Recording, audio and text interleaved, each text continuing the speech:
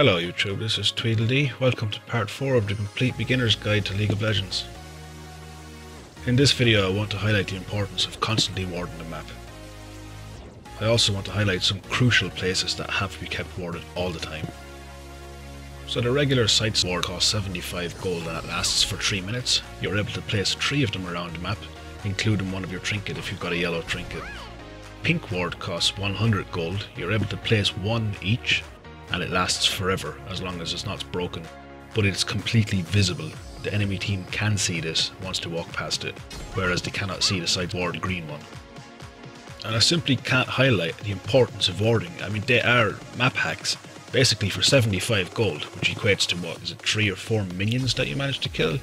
It gives you vision on a particular spot for up to 3 minutes, unless it's been broken by, say, a red trinkets after revealing it and the enemy jungler breaks it or whatever, or if it runs out, obviously after 3 minutes. And it doesn't matter what lane you're in now, it's changed from previous seasons where it was always up to the support, well, left up to the support to ward constantly, but they could do that at that stage. But now, people have to ward their own lanes constantly, with exception of maybe the AD carry, but the AD carry has the trinket, and they may buy 1 or 2 wards throughout the game. I certainly do when I do play it. Mid lane should be buying 2 wards each back to cover top river and bot river. The jungler will always buy wards, or should always buy wards, and place them at key areas around the map. Very simply, just to sum it up, wards equals map hacks. 75 gold equals to a revealed area on the map for up to 3 minutes. Map hacks. Buy wards, for sure. Now with that said, let me get on to some of the images that I've done of the placements of the wards. We'll go on to them now. So this first image I have is for a mid laner. This image is for the lower mid ward on blue side. So you're playing mid lane on blue side, which is the left side, the lower side of the map. Now, regardless what side I'm playing the map, even if I'm on the opposite one, I'm on purple, I always try and sneak across the river and place that ward there anyway. It gives too much vision of where the enemy will be coming from their jungle, maybe after they're red up towards you, or maybe after their wraiths up towards you. It's a really good location because it kind of shows the wraiths, the red, the river, and they can't really get into the bush. They'll always try and clear the bush, especially at lower reloads. They won't blink at the ward placed in that particular spot. Good ward. This next image is a pink ward. You would not believe how often this pink ward is left for almost the entire game. It's such an obvious spot. The jungler walks past that bush maybe 15 times in a game and does not see that pink ward there. It is unbelievable. Always try and place one there, just see how it goes. Trust me on this, that pink ward is unreal, especially if you're playing against an Evelyn who is invisible until she's near an enemy or a friendly on your team, for instance. Place that ward, it is unbelievable. This next one is the upper mid ward, so if you're playing mid, that's the second ward you want to place. And likewise again, whether I'm on the blue team or the purple team, I always try and place that ward. In fact, I try and place it a little bit more towards the character on the screen there. It's a little bit high, so it won't show necessarily most of the river, so make that a little bit more towards the character if you're going to do it in that one. And again, on both sides, regardless, once I play mid. And even if I play jungle and I notice my mid is not warding, I will always bring back 2 wards and I will ward them 2 positions for my jungler, or for my mid carry, always. There's another one, pink ward just outside the Baron buff. Middle of river, sitting in the middle of a bush, and you wouldn't believe how many times that lasts almost all the games, like maybe 20 minutes in before somebody cops it, and you might have placed it within the first 4 or 5 minutes of gameplay. So I mean, that's goal efficiency for you. This next one, both top laners should always ward this bush. Always.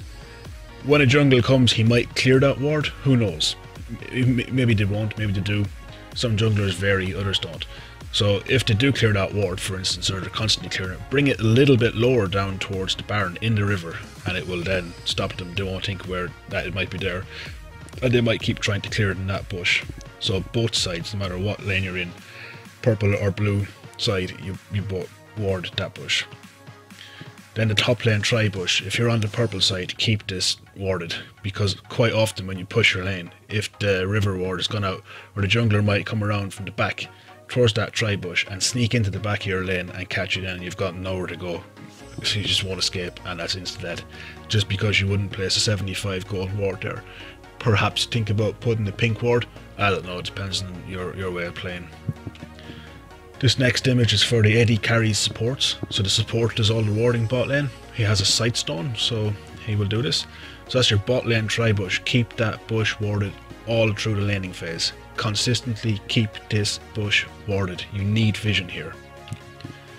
Then you've got bot lane river. Keep that warded. Just outside Drake will be really good, or if not, in that bush down the bottom right of the screen where you can see it. That is perfect as well. And then the jungle.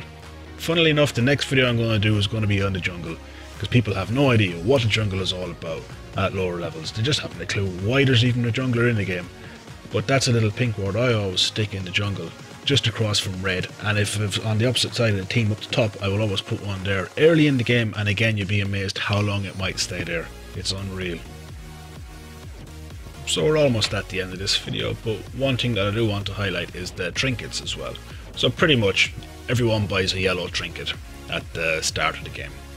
Now your support might start with a yellow trinket, and then once he's upgraded to a sightstone, he will swap that yellow trinket to a red one.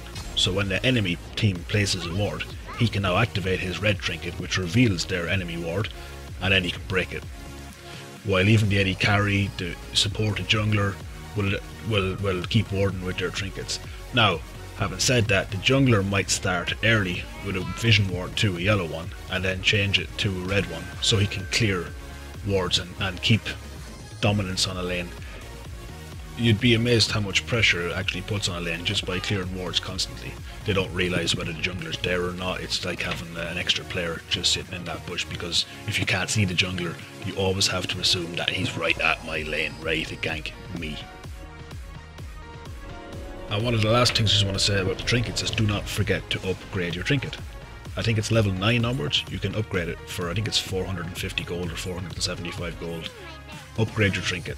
It's definitely worth doing all the time, and keep placing it. Never ever keep wards in your inventory.